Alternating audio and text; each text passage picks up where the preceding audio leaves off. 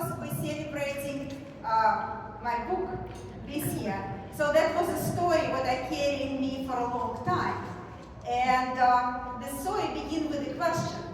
The question what I saw constantly in my office. I was really wondering why people cannot sleep or breathe as a nature intended.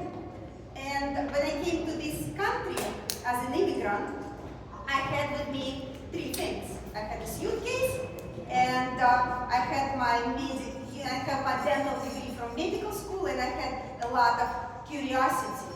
And I have to start all over again with a new language and new everything. I have to learn the new system, and I don't know if you, some people who are immigrants here, if you agree with me, but we learn to survive by observing. So I have to observe a lot of things and see the patterns, and this way how I navigate myself in the United States. But in the same way, I notice what I navigate myself same way when I practice medicine or dentistry. I observe a lot, and now that's the same way how I write.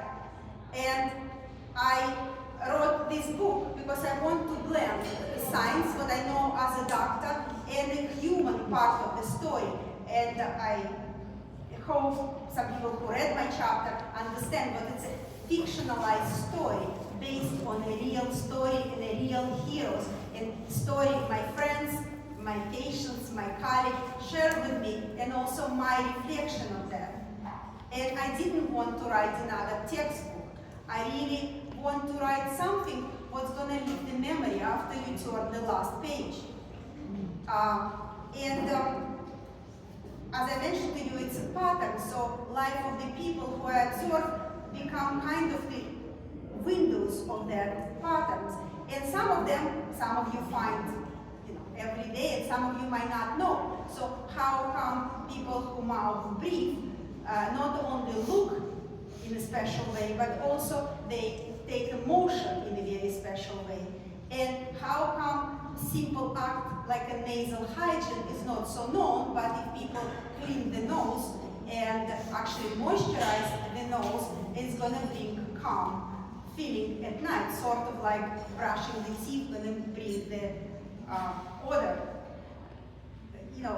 certain good feelings. So another thing, I noticed another pattern, how come periodontal disease and acid reflux also tell me a big story about microbiome, that universe what lives inside of us.